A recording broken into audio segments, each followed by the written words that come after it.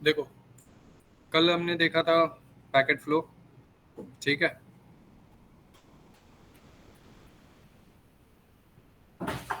तो packet flow में किसी को प्रॉब्लम कोई?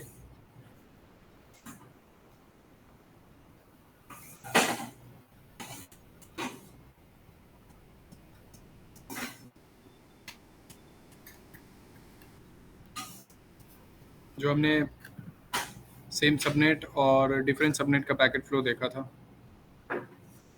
सेम सबनेट में कैसे आर्प रिजॉल्व होता है, डिफरेंट सबनेट में कैसे आर्प रिजॉल्व होता है, किसी को डाउट इसमें?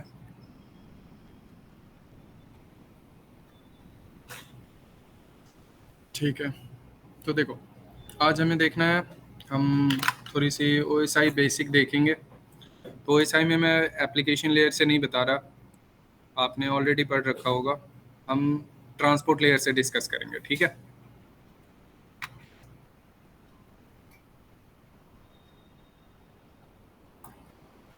ट्रांसपोर्ट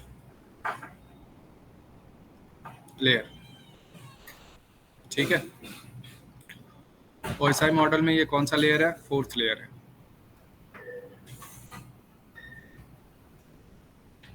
ट्रांसपोर्ट लेयर की जो डिलीवरी टाइप होती है, ये किस तरह का डिलीवरी करता है?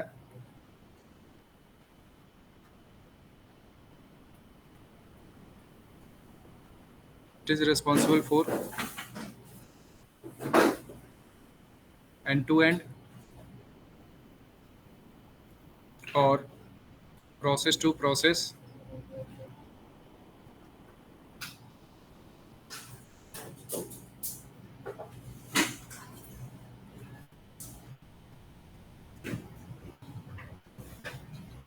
ठीक है।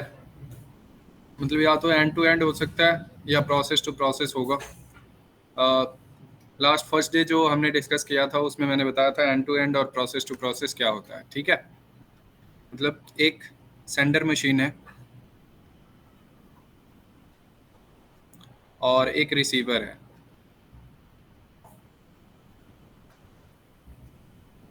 तो सेंडर एंड पे मान लो लेयर 7 पे आपका पैकेट जनरेट हो रहा है, वो लेयर 7 से किस पे आएगा? लेयर 4 पे। फिर लेयर 4 से आएगा लेयर 3 पे, लेयर 3 से आएगा लेयर 2 पे, ठीक। और फिर आएगा लेयर 1 पे। और लेयर 1 के थ्रू वो कहाँ पे ट्रांसमिट होगा? रिसीवर के पास। रिसीवर भी कौन सी लेयर पे रिसीव करेगा? लेयर 1 पे रिसीव करेगा, ठीक है। तो लेयर 1 पे इसने रिसीव किया, फिर वो किस पे मूव ऑन करेगा? लेयर 2 पे। लेयर 2 पे जो एक्स्ट्रा इन्फॉर्मेशन होंगी, एक्स्ट्रा इन्फॉर्मेशन मीन्स जो हेडर्स इनकैप्सुलेटेड होंगे, उस हेडर्स को रिमूव करेगा वो, ठीक है। और लेयर 2 से फिर किस पे आएगा? लेयर 3। फिर लेयर 3 पे जो एक्स्ट्रा इन्फॉर्मेशन होंगी, समीउल्लाह ना और शेख आदिल, अश्विन नाम है ना आपका? आपको क्या नाम है? सुशील सर। सुशील नाम है शीट में? सुशील कॉन्टेक्ट नंबर बताओ एक बारी। 969 हाँ 51 ठीक है 560 यही नंबर है ना पीडी शीट पे? हाँ जी। तो लेयर 3 से जाएगा वो लेयर 4 पे, ठीक है।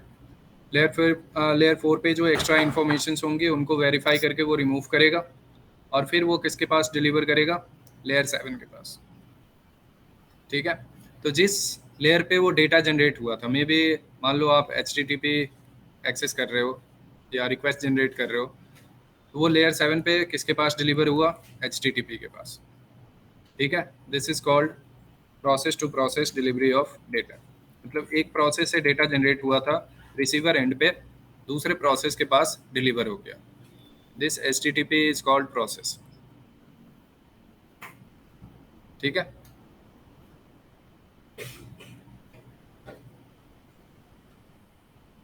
क्लियर है? तो ट्रांसपोर्ट लेयर क्या करता है? प्रोसेस टू प्रोसेस डिलीवरी करता है। अब इसके कुछ रेस्पॉन्सिबिलिटीज हैं, उनको डिस्कस कर लेते हैं।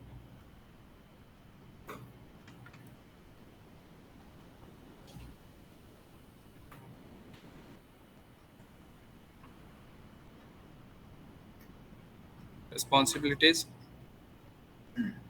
of transport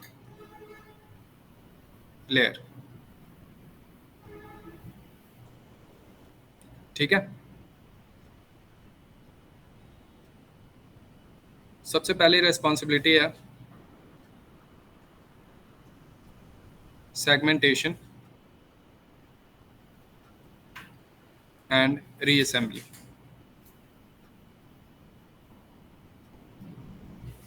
ठीक है, ट्रांसपोर्ट लेयर क्या करता है?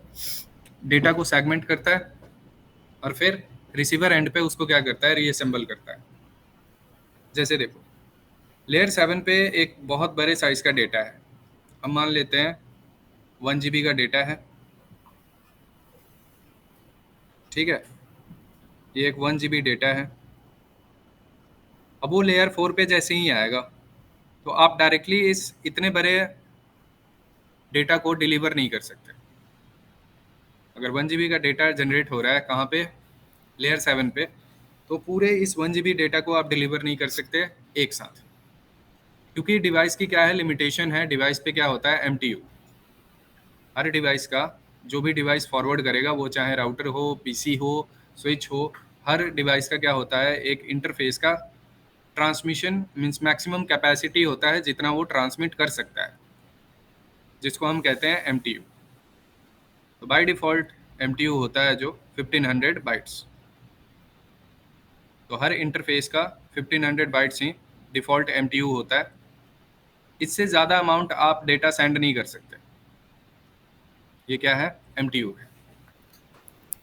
तो आप कभी भी 1 GB डेटा डायरेक्टली इंटरफेस से फॉरवर्ड नहीं कर सकते, क्योंकि डिवाइस की क्या है? लिमिटेशन है। उसके इंटरफेस की कैपेसिटी ही है कि वो 1500 से ज़्यादा सेंड नहीं कर सकता। ठीक है, तो लेयर 4 पे क्या होता है? लेयर 4 पे उसको TCP सेगमेंट करता है। मीन्स ट्रांसपोर्ट लेयर जो है वो सेगमेंट कर देता है, डेटा को छोटे छोटे पार्ट्स में डिवाइड कर देता है। जैसे लेट्स सपोज ये 1 GB का डेटा हुआ। ठीक है, इसको इसने छोटे छोटे पार्ट्स में डिवाइड कर दिया। हर एक पार्ट को क्या कहते हैं? सेगमेंट कहते हैं। ये भी एक सेगमेंट है, ये भी एक सेगमेंट है।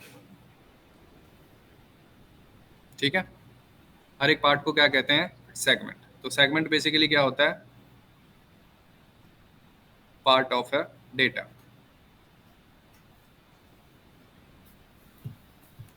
ठीक, इसी में एक टर्म आता है segmentation.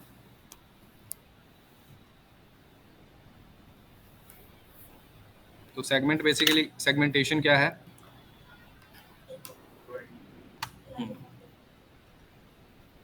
Process of dividing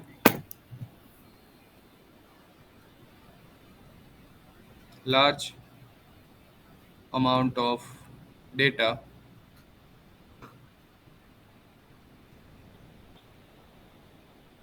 into smaller chunks कह सकते हो, और part.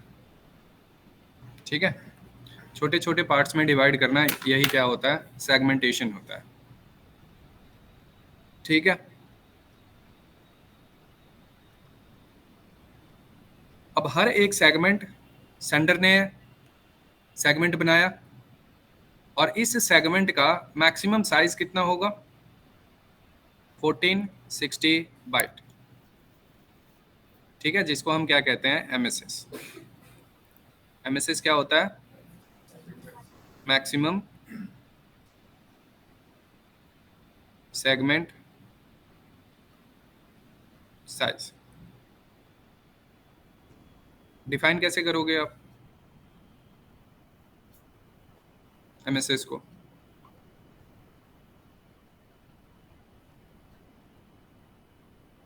Maximum amount of data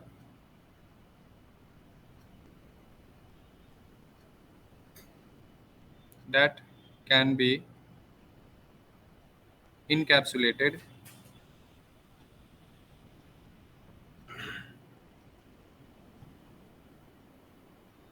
TCP header।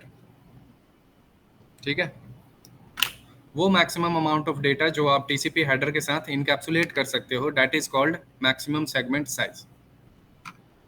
ये होता है 1460 बाइट का। ठीक है, ये एक स्टैंडर्ड वैल्यू है, एक्चुअली में मैक्सिमम नहीं है, इससे भी बड़ा आपका एमएसएस हो सकता है।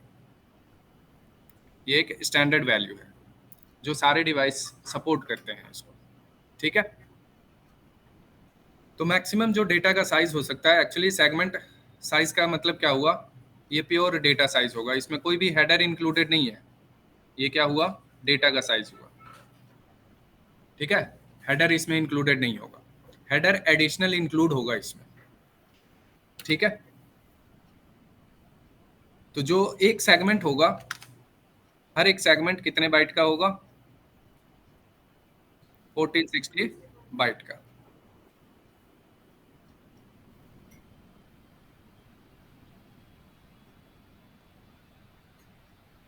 ये भी 1460 बाइट का होगा, मतलब मैं मैक्सिमम वैल्यू लेके चल रहा हूँ, जरूरी नहीं हमेशा यही होगा, ये मैक्सिमम लिमिट है। ठीक है, इससे बड़ा डेटा कभी नहीं होगा। हाँ, इससे छोटा हो सकता है, मान लो आपका पीसी जनरेट करता है 500 बाइट का डेटा, तो 500 बाइट ही सेगमेंट बनेगा। ठीक है, बट कभी भी 1460 बाइट से ज़्यादा नहीं हो सकता, ये मैक्सिमम वैल्यू है, मीन्स मैक्सिमम लिमिट है। अब हर एक सेगमेंट को ये एक सीक्वेंस नंबर से डिफाइन करेगा इसी को। ठीक है, हर एक सेगमेंट को क्या करेगा, एक स्पेसिफिक सीक्वेंस नंबर देगा, सीक्वेंस नंबर असाइन करेगा। अब कैसे असाइन होता है वो आगे देखेंगे। तो हर एक सेगमेंट को उसने एक नंबर दे दिया, लेट्स सपोज मैं एग्जांपल के लिए ले लेता हूँ, ये फर्स्ट सेगमेंट है, ये सेकंड सेगमेंट है, ये थर्ड सेगमेंट है, जस्ट मैं एग्जांपल के लिए ले रहा हूँ। तो ये क्या है, एक तरह का सीक्वेंस नंबर असाइन हो जाएगा हर एक सेगमेंट पे।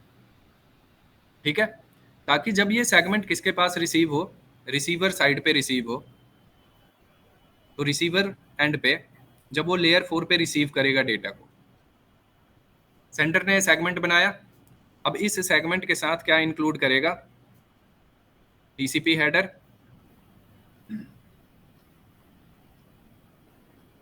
टीसीपी हेडर इनकैप्सुलेट करेगा, और ये आपका सेगमेंट हुआ।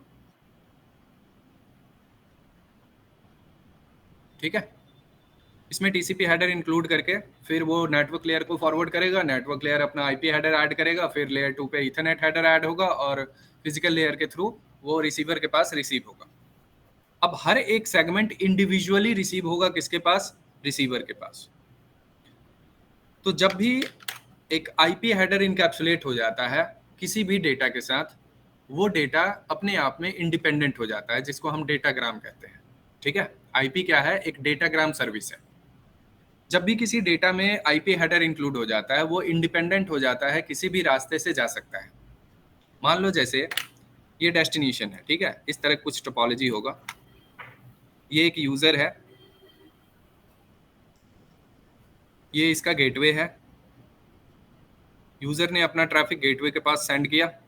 अब गेटवे से बहुत सा जो और भी राउटर्स कनेक्टेड हैं गेटवे से,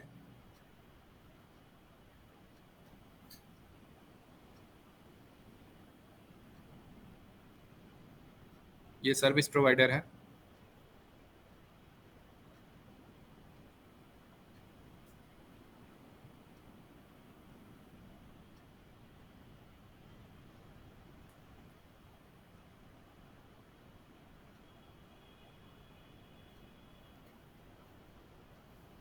ये डेस्टिनेशन है, ठीक है। ये मान लो आप कोई सर्वर एक्सेस करना चाहते हो, तो ये सोर्स हो गया और ये डेस्टिनेशन हो गया। तो जब भी किसी डेटा में, ठीक है, ये आपका डेटा हुआ, इस डेटा में क्या इंक्लूड हो गया, आईपी हेडर। तो ये डेटा अपने आप में क्या होता है, एक इंडिपेंडेंट हो जाता है कि किसी भी रास्ते से ये मूव ऑन कर सकता है, ठीक है। मे बी वो इस रास्ते से भी जा सकता है, इस रास्ते से भी जा सकता है, उसके पास मल्टीपल ऑप्शंस है, वो किसी भी रास्ते से मूव ऑन कर सकता है। जो राउटर के लिए बेस्ट पाथ होगा वो उससे फॉरवर्ड कर देगा, ठीक है। राउटर के लिए जो पाथ बेस्ट होगा, मान लेते हैं यही पाथ अगर बेस्ट है तो वो इससे मूव कर जाएगा, या फिर सेकंड टाइम पे मान लो इसमें कोई प्रॉब्लम है तो ऑटोमेटिकली वो किस पे मूव कर जाएगा, इस पे, ठीक है, सेकंड पाथ पे। तो जब भी आईपी हेडर इंक्लूड हो जाता है तो डेटा अपने आप में क्या हो जाता है, इंडिपेंडेंट हो जाता है।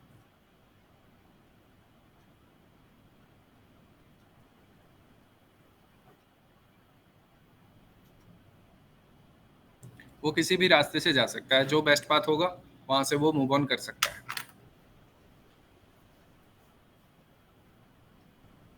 तो होगा क्या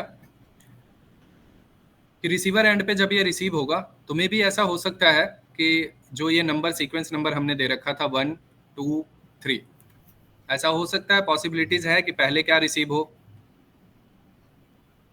सीक्वेंस 2 रिसीव हो जाए, ठीक है।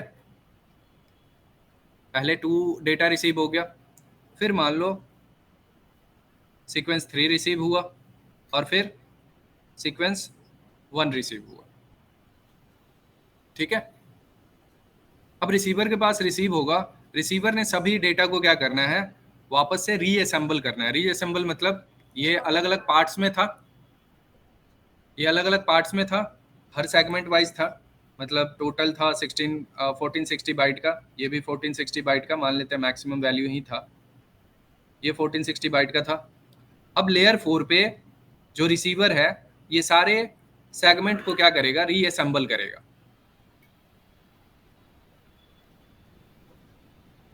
रिसीवर लेयर 4 पे जितने भी सेगमेंट्स उसने रिसीव किए हैं उन सभी सेगमेंट्स को क्या करेगा, रीअसेंबल करेगा एक साथ, ठीक है। और एक साथ रीअसेंबल करके फिर किसके पास फॉरवर्ड करता है, लेयर 7 के पास। लेयर 7 के पास इंडिविजुअल कभी नहीं जाएगा इन केस ऑफ टीसीपी। जब भी आप टीसीपी यूज कर रहे हो तो उस केस में कभी भी इंडिविजुअल नहीं जाएगा, ये सबको रीअसेंबल करेगा एक साथ और फिर उस डेटा को फॉरवर्ड करेगा किसके पास, लेयर 7 के पास। क्योंकि सेगमेंटेशन सेंडर साइड पे क्या हुआ था, लेयर 4 पे हुआ था, लेयर 4 पे सेंडर एंड पे हुआ था सेगमेंटेशन, मतलब बड़े साइज के डेटा को इसने छोटे छोटे पार्ट्स में डिवाइड किया, उस पर टीसीपी हेडर इनकैप्सुलेट किया, फिर फर्दर वो लोअर लेयर को फॉरवर्ड कर दिया उसने। सेम एज जब ये लेयर 4 पे रिसीवर एंड पे रिसीव होगा तो सारे डेटा को एक साथ रीअसेंबल करेगा। अब रीअसेंबल कैसे करेगा, मान लो अगर ये सीक्वेंस नंबर नहीं होता तो क्या रिसीवर को कभी पता लगेगा कि किस सेगमेंट को पहले रखना है और किस सेगमेंट को बाद में रखना है, ठीक है।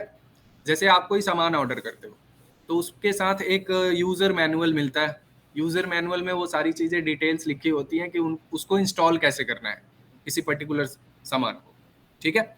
उसी तरह सीक्वेंस नंबर एक तरह का क्या है, रिसीवर के लिए ये हेल्पफुल होता है कि उस सेगमेंट को कैसे प्लेस करना है रीअसेंबली के टाइम पे, कौन सा सेगमेंट पहले रहेगा कौन सा सेगमेंट बाद में रहेगा, ये कौन हेल्प करता है, सीक्वेंस नंबर हेल्प करता है किसको, रिसीवर को, रीअसेंबली के टाइम पे, ठीक है। क्लियर है इतना। तो पहली रेस्पॉन्सिबिलिटी क्या है, ट्रांसपोर्ट लेयर की, कि डेटा को सेगमेंट करके वो फॉरवर्ड करेगा लोअर लेयर को, और रिसीवर एंड पे वो क्या करेगा, रीअसेंबली करेगा डेटा की, और रीअसेंबली किसके हेल्प से होगा, सीक्वेंस नंबर की हेल्प से, ठीक है। जो भी सीक्वेंस नंबर होगा उस सीक्वेंस नंबर की हेल्प से वो डेटा को प्लेस करता रहता है कि कितना, कौन सा डेटा किसके बाद रखना है मुझे, ठीक है।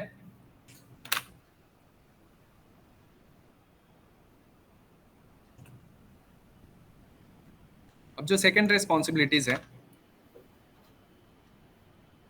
वो है service point addressing. Service point addressing.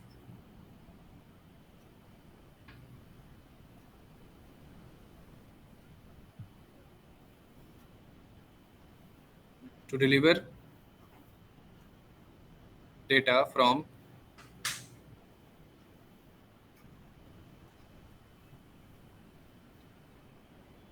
one process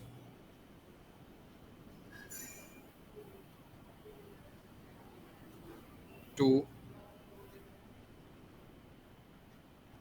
another process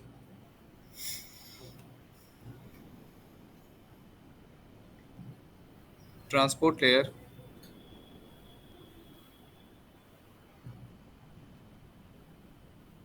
uses a address called service point address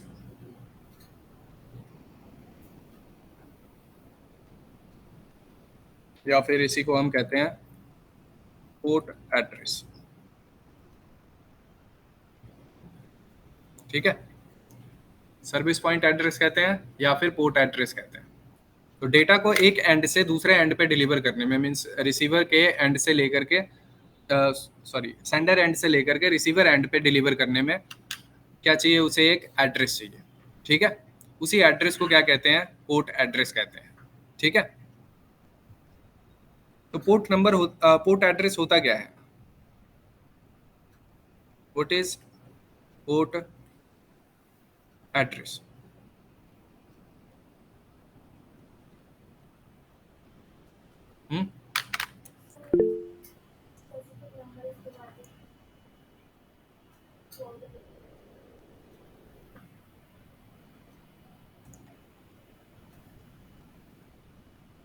हाँ जी,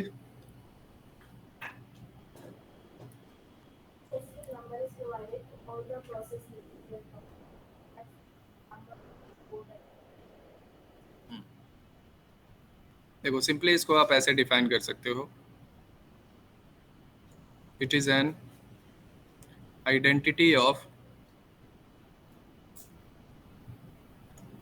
layer 7 protocols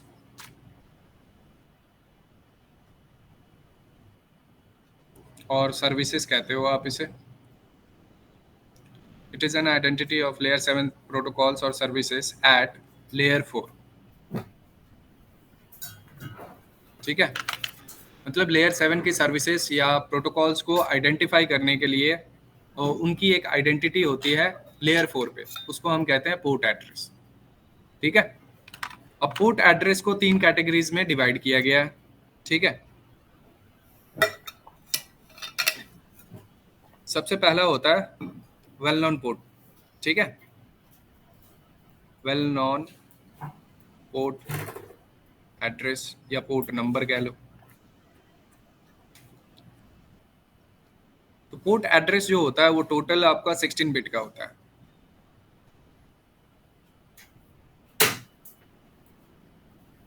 port address 16 bit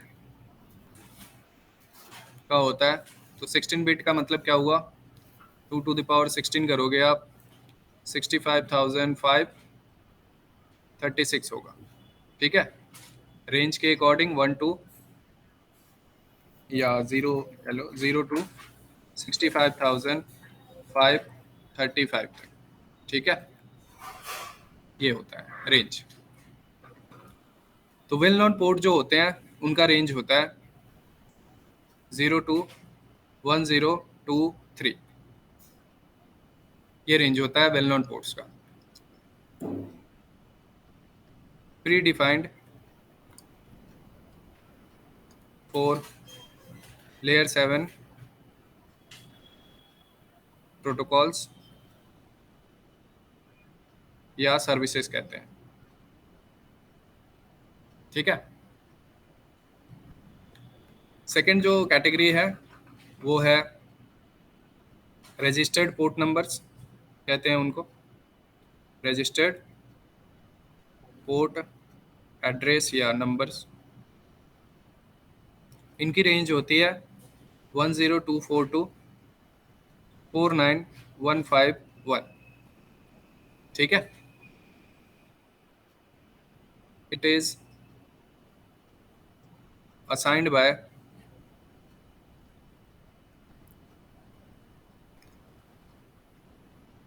आईना अपॉन रिक्वेस्ट। ठीक है, मतलब 0 to 1023 इतने प्रोटोकॉल्स हैं लेयर 7 पे जिनको पहले से प्री डिफाइंड किया गया है। उनको एक पोर्ट नंबर असाइंड है, जैसे HTTP का हो गया, DNS हो गया, DHCP हो गया, FTP हो गया, TFTP हो गया, ये सारे क्या हैं, ऑलरेडी प्री डिफाइंड है। ठीक है, तो वो किस कैटेगरी में आते हैं, वेल नॉन पोर्ट के कैटेगरी में आते हैं। अब इनके बाद जो नए प्रोटोकॉल्स बने, ठीक है, तो नए प्रोटोकॉल्स बने उनको कहाँ पे रजिस्टर्ड किया गया, रजिस्टर्ड पोर्ट के रेंज में। और उनको असाइन कौन करता है, आईना असाइन करता है। ठीक है, आईना एक ऑर्गेनाइजेशन है जो ये सारे असाइन करता है। ठीक है, जैसे एग्जांपल के लिए बता दूं, आपने HSRP पढ़ा होगा। HSRP क्या है, लेयर 7 प्रोटोकॉल है। इसका एक पोर्ट नंबर होता है 1985, ये पोर्ट नंबर है HSRP के लिए। इसी तरह का कुछ प्रोटोकॉल है GLBP, इसका भी पोर्ट नंबर होता है 3222। सेम एज एक होता है RDP, रिमोट डेस्कटॉप प्रोटोकॉल, इसके लिए होता है 3389। तो ये सारे किस कैटेगरी में आते हैं, इस तरह के बहुत सारे प्रोटोकॉल्स हैं जो बाद में रजिस्टर्ड हुए। ठीक है, RDP आपके सिस्टम में ही होता है, दिखा देता हूँ, रिमोट डेस्कटॉप कनेक्शन। ठीक है, तो ये जो आप दूसरे PC का एक्सेस ले रहे हो या सर्वर का एक्सेस लेते हो, ये RDP के थ्रू ही काम करता है।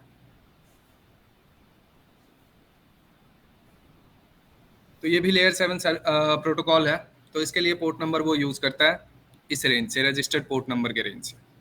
ठीक है, सर ये जो पोर्ट नंबर आप बोल रहे हो, हम्म, जैसे HTTP का ट्रैफिक हो गया, तो ये जब डेस्टिनेशन एंड पे जाएगा तो उस पर्टिकुलर पोर्ट पे जो वेल नोन पोर्ट होगी हम्म, उस पे जाके हिट करेगा ये, फिर वहाँ पे ये स्ट्रक्चर्ड वे में बाद में आएगा, ऐसा है? हाँ अलग अलग प्रोटोकॉल का ट्रैफिक अलग अलग पोर्ट पे हिट करेगा फिर ये रिसीवर एंड की ये जो ट्रांसपोर्ट लेयर पे, है ना, हाँ ऐसा है? हाँ, ये सारे क्या हैं, आपके डेस्टिनेशन पोर्ट्स हैं। सोर्स पोर्ट रैंडम रहता है। अभी हम ओके। फ्लो की डिस्कस करेंगे, कैसे फ्लो जाता है, ठीक। मीन्स HTTP कैसे कम्युनिकेट करता है। Thank you. ठीक है, थर्ड कैटेगरी है इसका अनरजिस्टर्ड या डायनेमिक कहते हैं उसे, अनरजिस्टर्ड या फिर इसे डायनेमिक पोर्ट कहते हैं, डायनेमिक पोर्ट एड्रेस। इसकी रेंज होती है 491522 65,535 तक। ठीक है,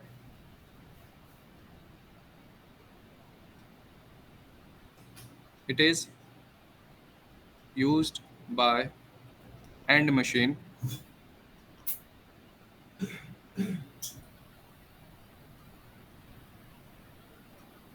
as source port। ठीक है,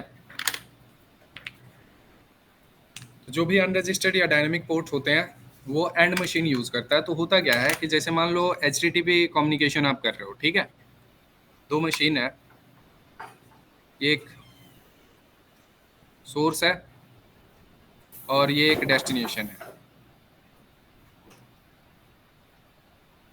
ये सर्वर है HTTP सर्वर,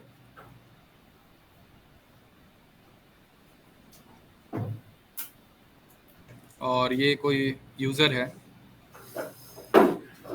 लेट्स सपोज इसने HTTP रिक्वेस्ट जनरेट किया। वो HTTP रिक्वेस्ट कहाँ से जनरेट होगा, लेयर 7 से। ठीक है, जब ये लेयर 4 पे आएगा डेटा को, तो लेयर 4 पे वो सेगमेंट करता है।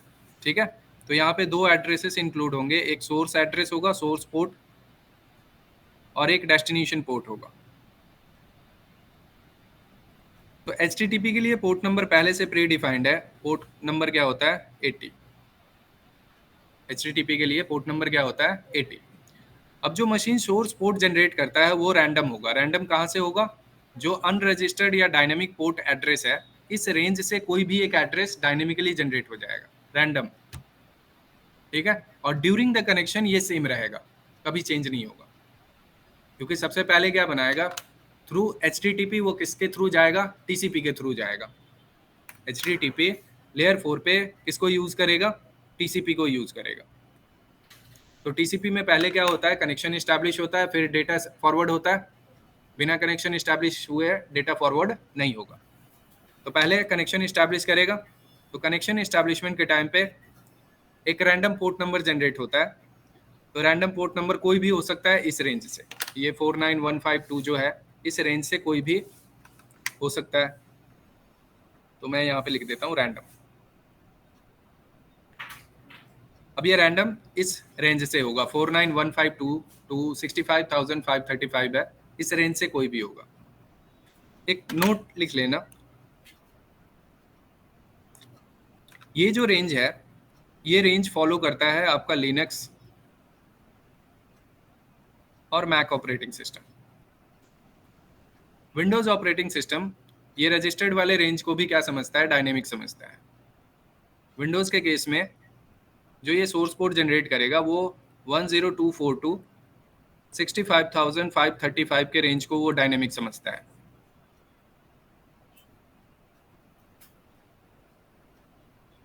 विंडोज के केस में सिर्फ, बाकी लिनक्स और मैक सिर्फ ये रेंज फॉलो करते हैं, 49152 टू 65,535। अब विंडोज में भी जो ऑलरेडी असाइंड है किसी प्रोटोकॉल को, उसको वो कभी as a source port use नहीं करेगा। जैसे यहाँ पे हमने डिस्कस किया HSRP, GLBP, RDP, इस तरह के बहुत सारे प्रोटोकॉल्स हैं जो ऑलरेडी उनको डिफाइंड है, प्री डिफाइंड है वो पोर्ट नंबर्स, तो उन पोर्ट्स नंबर को कभी यूज नहीं करता। ठीक है। जो मीन्स किसी सर्विस को असाइन नहीं है उसको वो यूज करेगा एज अ सोर्स पोर्ट। ठीक है। तो विंडोज इस रेंज को क्या समझता है? डायनेमिक समझता है। बाकी लिनक्स और मैक में यही रहेगा, 49152 टू 65,535। तो लेट्स सपोज आपने HTTP रिक्वेस्ट जनरेट किया, यूजर ने रिक्वेस्ट जनरेट किया, लेयर 4 पे आएगा थ्रू TCP। एक सोर्स पोर्ट होगा जो रैंडम होगा इस रेंज से, 49152 टू 65,535 और डेस्टिनेशन पोर्ट क्या होगा? पोर्ट 80 होगा। ठीक है। अब ये डेटा मीन्स लेयर 3 पे आएगा, लेयर 3 से लेयर 2 पे आएगा, लेयर 2 से फिजिकल लेयर पे आके वो ट्रांसमिट होगा किसके पास? डेस्टिनेशन के पास। ये डेस्टिनेशन है, जो HTTP सर्वर है इसके पास वो डेटा आना है, इसके पास डिलीवर हुआ। अब जब ये डेटा लेयर 4 पे आएगा, लेयर 4 पे उसने वेरीफाई करना है सोर्स पोर्ट जो यहाँ सेगमेंट में लग के आ रहा है। ठीक है। तो सोर्स पोर्ट क्या है? रैंडम। और डेस्टिनेशन पोर्ट क्या है? 80। मतलब ये चीज़ें पहले से प्री डिफाइंड है कि पोर्ट 80, अगर डेस्टिनेशन पोर्ट 80 है तो वो डेटा किसके पास डिलीवर होगा?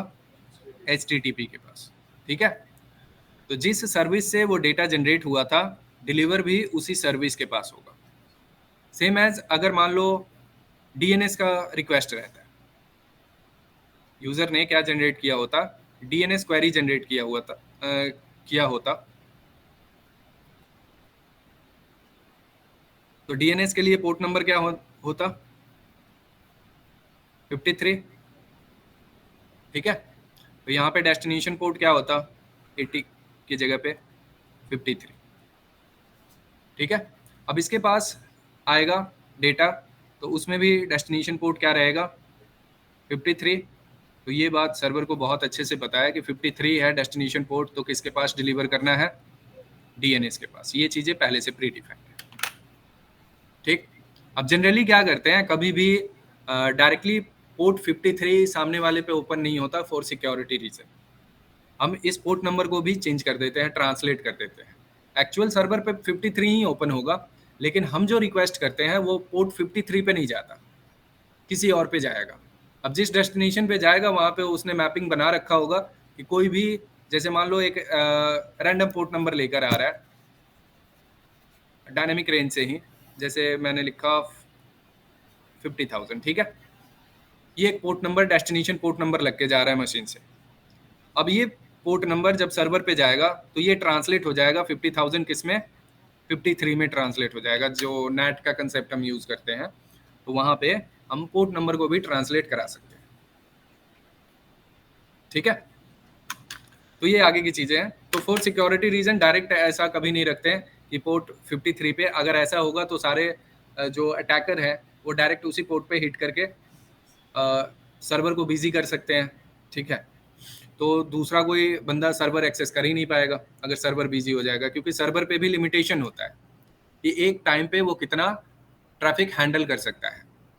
अगर उस लिमिटेशन से ज़्यादा अगर ट्रैफिक उसके पास रिसीव हो रहा है तो सर्वर स्लो हो जाएगा, ठीक है, उसको हैंडल नहीं कर पाएगा या मे भी पैकेट को ड्रॉप कर दे। जैसे जनरली ये केस होता है जब आप रेलवे की टिकट बुक करोगे तत्काल की, उस टाइम पे क्या होता है, सर्वर बहुत बिजी हो जाता है, क्योंकि एक टाइम पे उस टाइम पे बहुत सारे यूजर हिट कर रहे होते हैं और सर्वर की उतनी कैपेसिटी नहीं होती कि उसको उतने ट्रैफिक को हैंडल कर पाए। या फिर ऐसा होता है कि जैसे रिजल्ट के टाइम पे, ठीक है, 10th और 12th के रिजल्ट के टाइम पे ऐसा होता है कि आप चेक कर रहे हो, रिस्पॉन्स नहीं मिल रहा, तो एक बंदे का रिजल्ट 4-5 बंदे चेक कर रहे होते हैं, ठीक है। अब उनको लगता है कि मेरा ओपन नहीं होगा, किसी और का ओपन हो सकता है। ऐसा नहीं होता, जितना ज़्यादा आप रिक्वेस्ट करोगे सर्वर उतना ज़्यादा बिजी हो जाएगा, क्योंकि उतने कैपेसिटी है ही नहीं सर्वर की, उसकी अपनी लिमिटेशन होती है डिपेंडिंग अपॉन प्लेटफॉर्म, ठीक है। अलग अलग प्लेटफॉर्म्स की अलग अलग डिपेंडेंसीज है कि कितने वो ट्रैफिक को एक टाइम पे हैंडल कर सकता है, ठीक है। तो उसकी कैपेसिटी से ज़्यादा अगर रिक्वेस्ट उसके पास रिसीव होता है तो सर्वर बिजी हो जाएगा या स्लो हो जाएगा, ठीक है। तो इंडस्ट्रीज में हम उसके लिए यूज करते हैं लोड बैलेंसर यूज करते हैं, ठीक है, लोड को बैलेंस करने के लिए। Sir I have a question actually मुझे सर जैसे आपने अभी बताया कि क्लाइंट साइड में सोर्स के लिए हम 49151 के बाद से लेकर 65,000 तक यूज़ करेंगे, हाँ तो वो सिर्फ आपका लिनक्स यूज़र ही सपोर्ट करते हैं, मतलब विंडोज़ के अंदर हमारा वो सपोर्ट नहीं करता है ऐसा सोर्स पोर्ट नंबर? हाँ, मीन्स विंडोज यूज जो पीसी है ऑपरेटिंग सिस्टम, वो इन दोनों रेंज को एज अ डायनेमिक ही समझता है। ओके, इस तो सर range- वो सारी रिक्वेस्ट के लिए ऐसा करेगा जस्ट लाइक जैसे डीएससीपी की रिक्वेस्ट होती है तो सोर्स साइड में आपका पोर्ट नंबर 68 हो जाता है, 67 हो जाता है, हम्म, और सर्वर के लिए हमारा 68 समथिंग ऐसे ही होता है, इन दोनों में से कुछ हाँ, चेंजेस हैं? वो चीजें तो प्री डिफाइंड है। तो डीएचसीपी के केस में 2 पोर्ट नंबर वो यूज करता है, 67 एंड 68। 68 हाँ, हाँ, तो लिनक्स भी वही यूज करेगा या फिर वो आपका well known port sorry dynamic port number फिर से यूज करेगा आपका? नहीं, जो चीजें प्रोटोकॉल्स के लिए पहले से प्री डिफाइंड है वो कोई भी ऑपरेटिंग सिस्टम वही यूज करेगा, ओके ओके ओके सर। ठीक है। आंसर दूसरी क्वेरी मेरी थी, जैसे आपने बताया कि एप्लीकेशन लेयर के प्रोटोकॉल्स ही आपके उस पे यूज होते हैं जैसे वेल नोन पोर्ट नंबर्स में, तो जैसे कुछ आपके डायनेमिक राउटिंग प्रोटोकॉल हो गया, जैसे रिप हो गया या कुछ और प्रोटोकॉल्स होते हैं जिनका पोर्ट नंबर एग्जांपल के तौर पर आपका रिप का पोर्ट नंबर है 520, हाँ तो वो तो आपका नेटवर्क लेयर का प्रोटोकॉल हो गया, तो वो भी आपका वेल नोन पे ही वर्क कर रहा है सर? जी, रिप कभी भी नेटवर्क लेयर का प्रोटोकॉल नहीं है। जिसके लिए पोर्ट नंबर डिफाइंड है वो कभी भी नेटवर्क लेयर का प्रोटोकॉल नहीं होता। जैसे बीजीपी हो गया, रिप हो गया, इन सब के पोर्ट नंबर्स हैं, यस ठीक है। तो ये कभी भी नेटवर्क लेयर के प्रोटोकॉल नहीं होते, वो राउटिंग प्रोटोकॉल्स हैं, उनको कहते हैं राउटिंग प्रोटोकॉल्स, बट वो कभी भी नेटवर्क लेयर के प्रोटोकॉल्स नहीं है। दैट वो सारे लेयर 7 प्रोटोकॉल्स हैं। ओके ओके सर, हाँ। Thank you sir.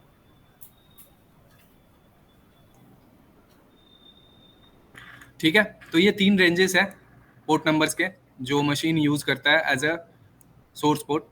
अब 2 चीजें हैं, एक सीक्वेंस नंबर और एक आपका पोर्ट नंबर। ये ड्यूरिंग द कनेक्शन, जब तक कनेक्शन एस्टैब्लिश्ड है, कम्युनिकेशन हो रहा है थ्रू टीसीपी, ये चेंज नहीं होगा।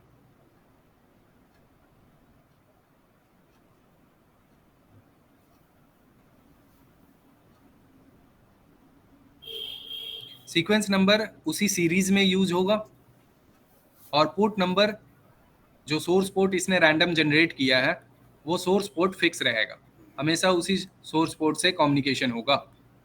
ठीक है, वो कभी भी चेंज नहीं करेगा। हाँ, जब कनेक्शन टर्मिनेट होगा, टीसीपी कनेक्शन टर्मिनेट होगा, तो फिर से वो दूसरा पोर्ट नंबर असाइन कर सकता है। जैसे हम वेब ब्राउजर पे ब्राउज करते हैं, एक साथ बहुत सारे टैब ओपन कर रखा होता है हमने। ये बहुत सारे टैब्स हैं। लेट्स सपोज एक पे हमने यूट्यूब ओपन कर रखा है, एक पे फेसबुक ओपन कर रखा है, एक पे मान लो सिस्को की वेबसाइट चल रही है, दूसरे वाले पे फिर से हमने फेसबुक ही ओपन कर रखा है। ठीक है, कभी आपने ये चीज नोटिस किया है कि इस वेब पेज का डेटा कभी फेसबुक पे आ सकता है, मतलब फेसबुक वाले पेज पे, या फेसबुक का जो पेज है वो कभी यूट्यूब वाले पे आ जाए? तो ये किससे होता है, कैसे होता है? Source port number sir. देखो, जो आपका सिस्टम है वो एक सॉकेट क्रिएट करता है, ठीक है, उसको सॉकेट कहते हैं। वो सर्वर एंड पे भी होता है, और आपका अपना लैपटॉप या कंप्यूटर भी वो क्रिएट करता है, जिसको सॉकेट कहते हैं। ठीक है, इलेक्ट्रिसिटी वाली नहीं, ये सॉकेट इंटरनली उसके एनआईसी कार्ड पे होता है। ठीक है, या जो एप्लीकेशन आप यूज कर रहे हो वो एप्लीकेशन जनरेट करता है। तो सॉकेट बेसिकली क्या होता है? Combination of IP address and port number. Port number और आईपी एड्रेस के कॉम्बिनेशन को क्या कहते हैं? सॉकेट कहते हैं। मे बी आपका आईपी एड्रेस सेम हो सकता है, जैसे यहाँ पे हमने दो टैब पे फेसबुक ओपन कर रखा है, तो डेस्टिनेशन आईपी सेम रहेगा दोनों के लिए, लेकिन इन सारे पोर्ट टैब्स के लिए जो सोर्स पोर्ट होगा वो डिफरेंट रहेगा। कभी भी ये सोर्स पोर्ट सेम नहीं होगा किसी भी टैब के लिए। ठीक है, तो सॉकेट बेसिकली हेल्प करता है। सॉकेट की हेल्प से ही कभी भी डेटा ओवरलैप नहीं होता, एक टैब का डेटा दूसरे टैब पे नहीं जाता। ठीक है, क्योंकि मशीन को पहले से पता होता है कि किस सॉकेट से डेटा जनरेट हुआ है, और उसको रिसीव भी करते टाइम किस सॉकेट पे वो रिसीव करेगा। ठीक है, तो जो भी टैब आप ओपन करते हो उसके लिए एक यूनिक सोर्स पोर्ट जनरेट करता है मशीन। ठीक है, सबके लिए क्या रहेगा? यूनिक रहेगा। हमें भी ऐसा हो सकता है कि जो सोर्स पोर्ट मान लो आप यहाँ पे यूज कर रहे थे यूट्यूब पे, आपने क्लोज किया, क्लोज करने के बाद ड्यूरिंग फिर से कोई दूसरा टैब आप ओपन करते हो, दूसरा कोई वेबसाइट ओपन करते हो, तो उस पर वो पोर्ट नंबर असाइन हो जाए। लेकिन जब तक ये कनेक्शन चल रहा है, ठीक है, कनेक्शन रनिंग में है, ऑपरेशनल है, तब तक वो सोर्स पोर्ट किसी दूसरे टैब पे असाइन नहीं हो सकता। ठीक है, तो बेसिकली ये हेल्प करता है, सॉकेट हेल्प करता है कि कभी भी डेटा एक टैब से दूसरे टैब पे ओवरलैप ना हो। क्लियर है?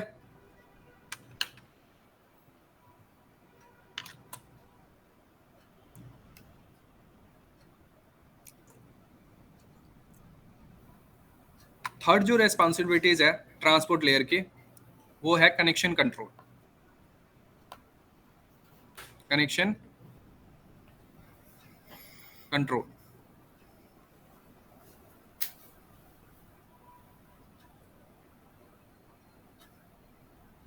Transport layer provides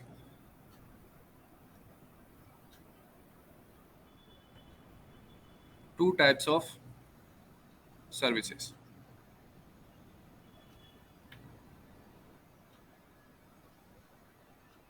Two types of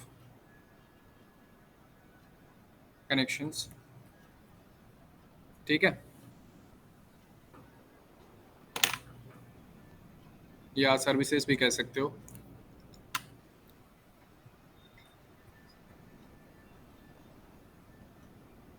पहला है कनेक्शन ओरिएंटेड,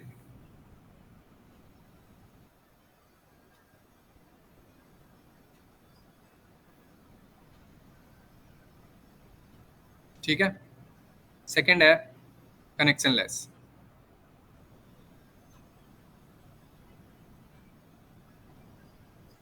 कनेक्शन ओरिएंटेड का मतलब क्या होता है?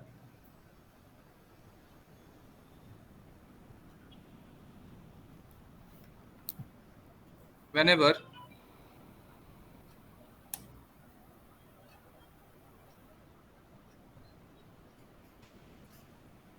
data will be sent, hello, आ गया, नहीं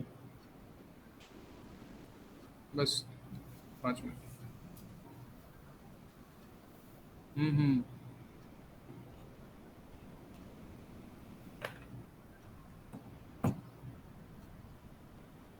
whenever data will be sent, first connection will be established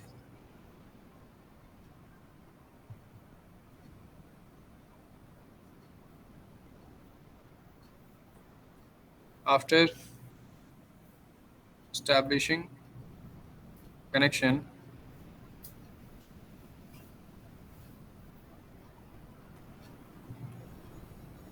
data will be forwarded।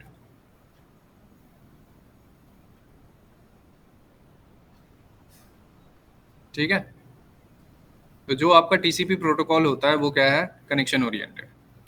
तो जब भी इसे डेटा सेंड करना होगा किसी क्लाइंट को, वो हमेशा पहले क्या बिल्ड करेगा? कनेक्शन बनाएगा, और कनेक्शन बनाने के बाद ही वो क्या सेंड करेगा? डेटा सेंड करेगा। ठीक। एक होता है connection less.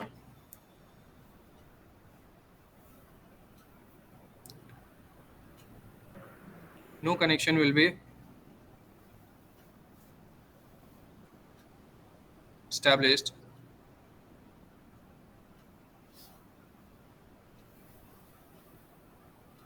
before sending data। ठीक है। कोई भी डेटा सेंड करने से पहले कनेक्शन नहीं बनेगा, डायरेक्टली वो क्या सेंड करेगा? डेटा सेंड करेगा। ठीक है। तो जो आपका यूडीपी प्रोटोकॉल है वो कैसा है? कनेक्शन लेस है। ठीक है। इसको कोई भी कनेक्शन इस्टेब्लिश नहीं करना होता, ये डायरेक्टली डेटा सेंड करेगा।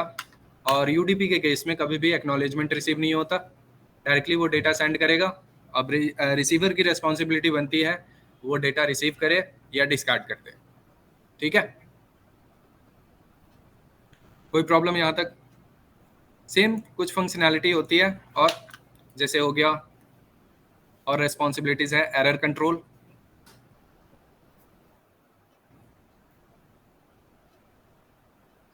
ठीक है, फ्लो कंट्रोल,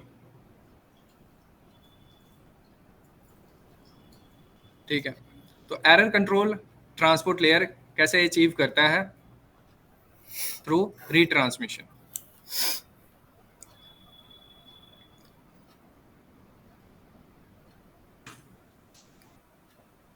ठीक है। और फ्लो कंट्रोल में क्या करता है? डेटा ट्रांसफर रेट जो है वो नेगोशिएट करता है।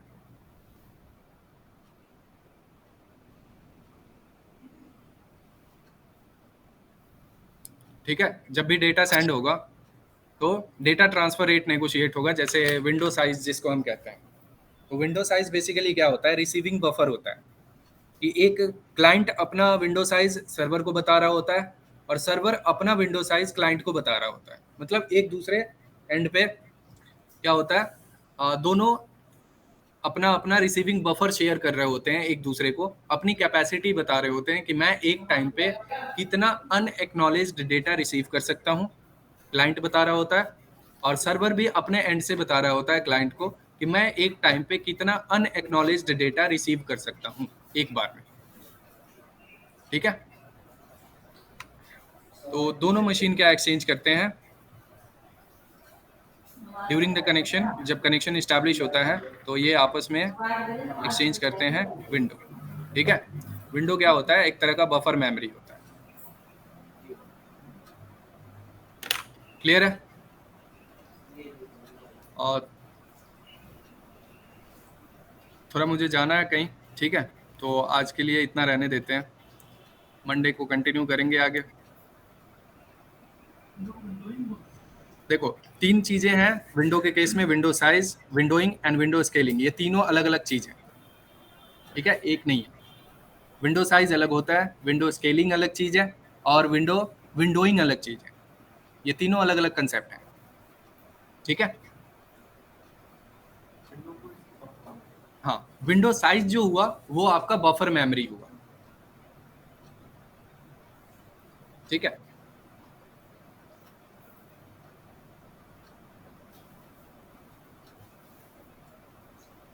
तो यहाँ तक किसी को डाउट? सर एक क्वेश्चन है ये पोर्ट से रिलेटेड। जैसे मैं अपने लैपटॉप से HTTP की रिक्वेस्ट सेंड करता हूँ तो ये डायनेमिक पोर्ट लेगा, है ना? हाँ जी, as a source port. As a source port. हाँ जी, डेस्टिनेशन पोर्ट जो रिक्वेस्ट कर रहे हो आप, जिस सर्विस के लिए रिक्वेस्ट कर रहे हो, उस सर्विस का पोर्ट नंबर होगा। ठीक है सर। हाँ जी, ठीक है। सर वो कोर्स सिलेबस जो था वो कर हाँ दिया जी, मैं भी आपने? वैसे मैंने वो पहले वाले जो फर्स्ट डे की क्लास थी ना, उसमें मैंने भेज रखा है, अगर आप देखोगे तो। अच्छा, शायद वो मिस आउट हो गया सर।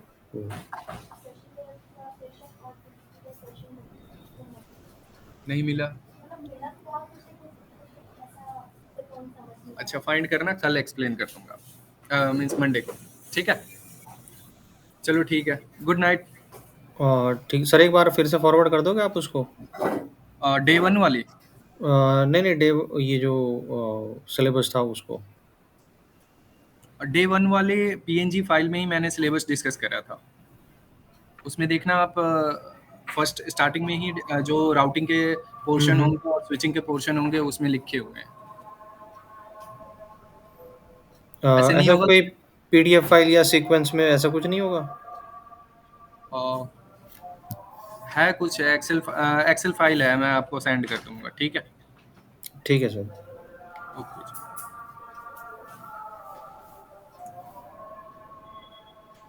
ठीक है, गुड नाइट। Good night.